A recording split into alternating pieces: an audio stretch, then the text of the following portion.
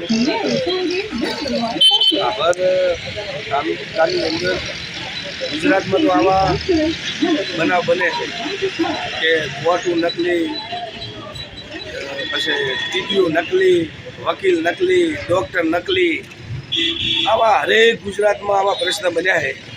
પણ મારા એક મને જોડવા મળ્યું છે ભાભર તાલુકાની અંદર અત્યારે તમે એક હીરોનો શોરૂમ આવેલ છે.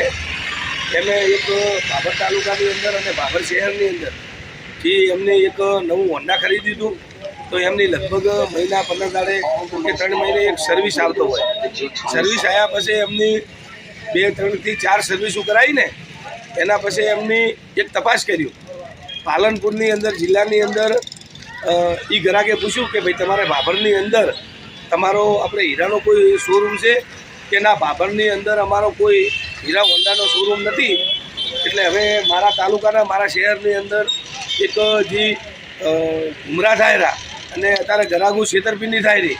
તો ભાભર તાલુકાની અંદર અને ભાભર શહેરની અંદર એક હીરાનો ડુપ્લિકેટ શોરૂમ આવ્યો છે. એટલે મારે એક સરકારને અને પ્રાંત સાહેબને, મામલતદાર સાહેબને, પછી ચીફ ઓફિસર સાહેબને એક વિનંતી કરું છું કે ભાભરની અંદર તમે અત્યારે તપાસ કરો તો એક હીરોનો શોરૂમ ડુપ્લિકેટ છે. તમે એમની તપાસ કરો. મારા તાલુકાના અને ભાભર શહેરના અત્યારે ગ્રાહકો છે અત્યારે છેતરપિંડી થાય રહી.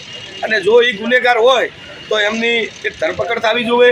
ચમ ધરપકડ થવી જોઈએ કે અત્યારે હજારો અને ગ્રાહકો છેતરપિંડી થાય રહી અને અત્યારે શોરૂમ અત્યારે બોર્ડ મારી અને તમે અમારા વિડીયા જુઓ, તમે અમારો એમનું બોર્ડ જુઓ, હીરોનો શોરૂમ છે.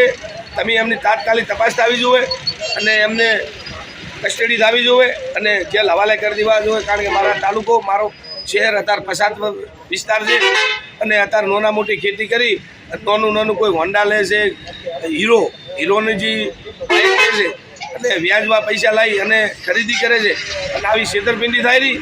એમને તાત્કાલિક એમને તપાસ કરવી જોઈએ અને સરકારને પણ તપાસ કરવી જોઈએ અને ઓનો તાત્કાલિક નિકાલ કરવો જોઈએ એવી મારી સરકાર જોડે અને જે અધિકારી જોડે મારી વિનંતી છે. તપાસ થાય તો શું લાગે? તપાસ થાય તો નકલી જે હીરાનો શોરૂમ હોય ને તો નકલી નીકળે તો એમનો રસ્તો ગયો, એમને એફઆઈઆર આવી જોઈએ અને એમને કસ્ટડીમાં કરી અને જેલના હવાલે કરી દેવા જોઈએ. તમારું નામ? મારું નામ દરબાર હુકુમસિંહ.